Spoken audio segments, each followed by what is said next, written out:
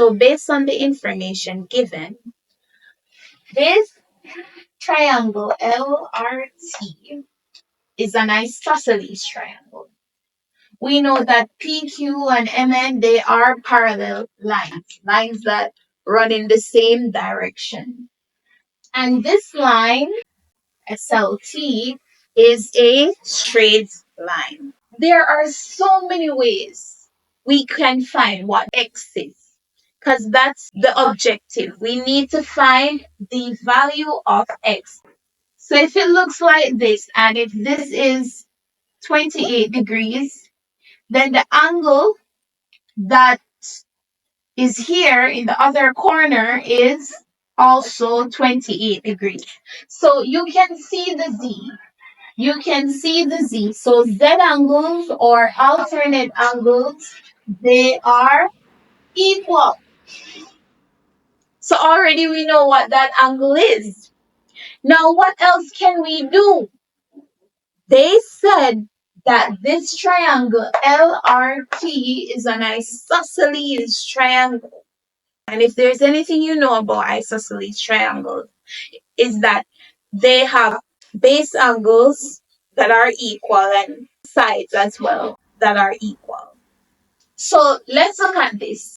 We have this angle here, which is 28 degrees. So it means the other two angles are equal to each other. So whatever this is going to be the same as that angle. They're going to be the same. So if I call each of them y, always remember that the sum of angles in a triangle always equal to 180 degrees.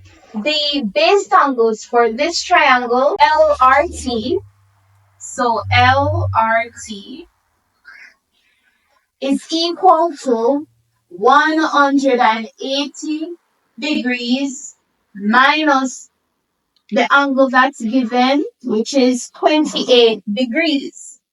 And because there are two base angles, we need to divide that by 2 to find out what they are. So when we work this out, it's going to be 152 degrees divided by 2, and that is equal to 76 degrees.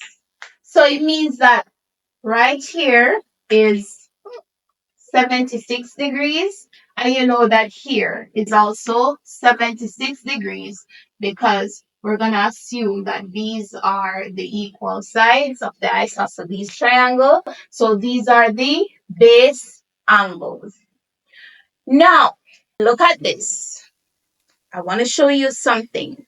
So corresponding angles are equal. What do I mean by that?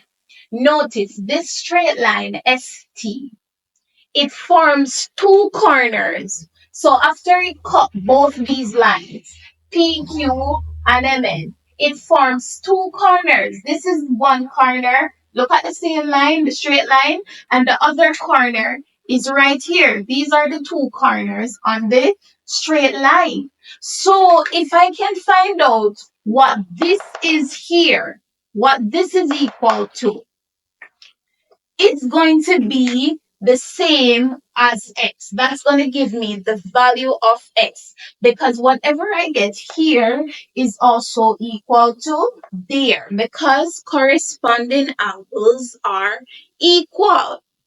Now, what you need to know, oh, and by the way, when you're doing these things, it's good to let the examiner know what you're doing. So right here, we said that the base angle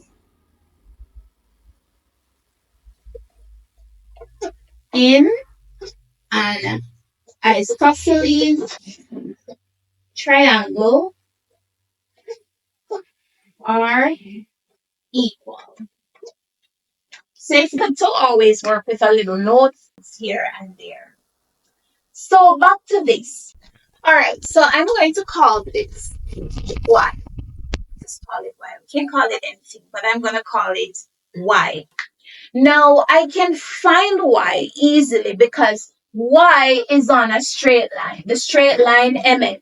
And angles on a straight line are They add up to 180 degrees. So it means that if I can say that y is equal to 180 degrees minus 76 degrees. And when I work that out, it's going to give me 104 degrees.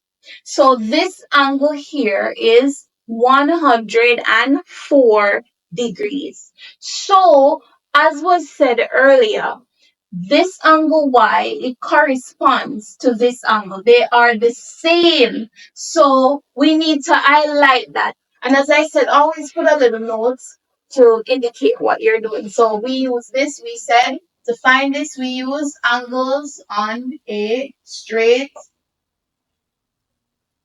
line. Therefore, we can say that y is equal to x. That is, x is equal to 104 degrees. And that's it. Alternatively,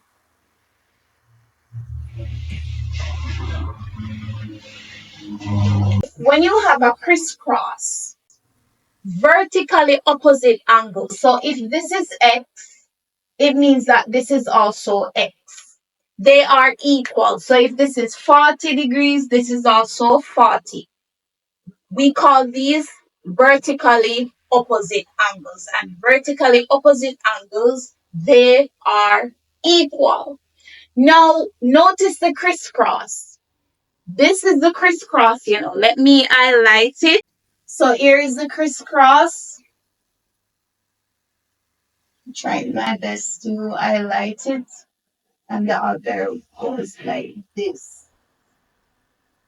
So it means that all of this would be the other side of my crisscross. So if I can add 2, it's going to give me what x is. And if you add them, 76 plus 28 degrees, that's equal to 104 degrees. So we could even use that method to find out what x is.